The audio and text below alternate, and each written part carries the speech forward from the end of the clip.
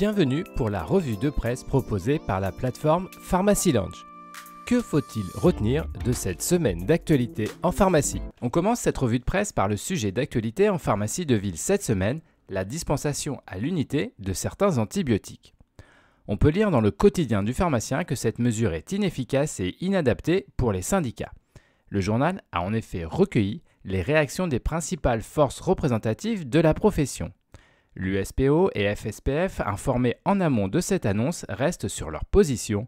La dispensation à l'unité de certaines molécules est une fausse bonne idée. Prenant en exemple les ruptures de la saison hivernale précédente avec l'amoxicilline, les représentants sont perplexes sur l'efficacité de la future mesure.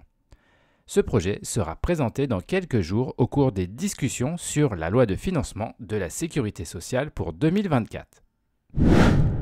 Semaine des métiers de la pharmacie, journée porte ouverte dans les officines, communique cette semaine l'Ordre des pharmaciens.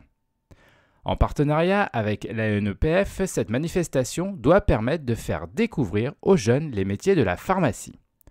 On apprend que les officinaux sont encouragés le 25 septembre à ouvrir leur comptoir pour répondre aux interrogations des collégiens et autres lycéens.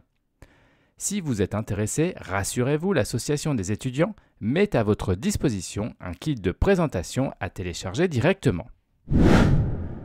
Objectif 1 milliard d'euros apprend-on cette semaine dans le Moniteur des pharmacies.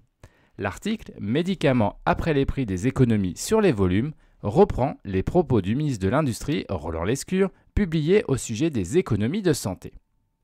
On comprend que la volonté des autorités est de réguler à la fois le prix, mais également, et c'est également la nouveauté de ce PLFS 2024, les volumes. Le ministre rappelle que la France reste un pays consommateur de médicaments et que cette exception française doit être revue. Vous lirez également à la fin de cet article que les acteurs de la filière vont devoir trouver des solutions pour atteindre cet ambitieux objectif économique.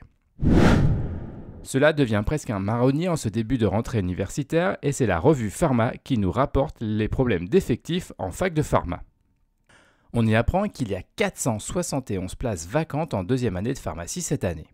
Mais, rassurons-nous, l'article nous rappelle que ce chiffre est bien moins élevé que la rentrée précédente.